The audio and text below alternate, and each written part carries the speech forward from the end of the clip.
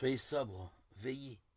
Votre adversaire, le diable, comme un lion rugissant, rôde autour de vous, cherchant qui dévorer. 1 Pierre 5,8.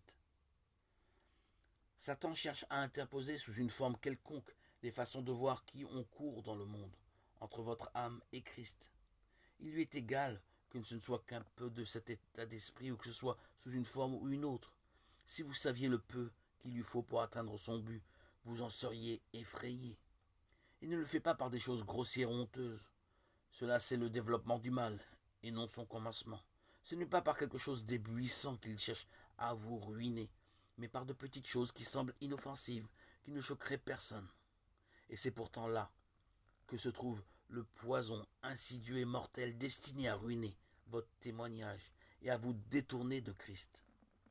Vous vous demandez quels sont ces symptômes alarmants et où on peut les apercevoir. Cette question seule prouve que l'opium de Satan est en train d'agir.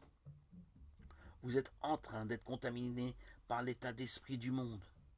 Il y a un poids qui se fait sentir, une limitation, un manque de puissance qui se manifeste et pèse en particulier au cours des réunions, aussi clairement que si vos pensées pouvaient être lues ouvertement dans votre cœur.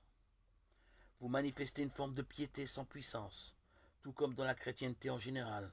Si vous vous laissez contaminer par les façons de voir du monde, vous descendrez forcément à son niveau. C'est inévitable.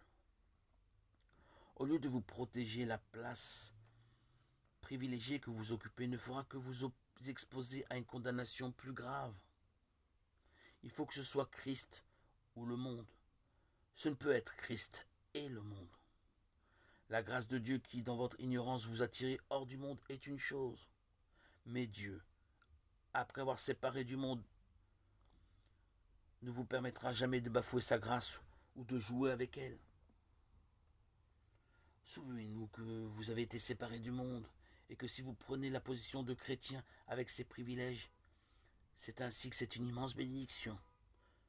Et cela peut être aussi une position extrêmement dangereuse, à moins que vous n'apparteniez réellement au Seigneur. Ce serait être dans la salle des noces, sans avoir l'habit de noces. Matthieu 22, 10, 11.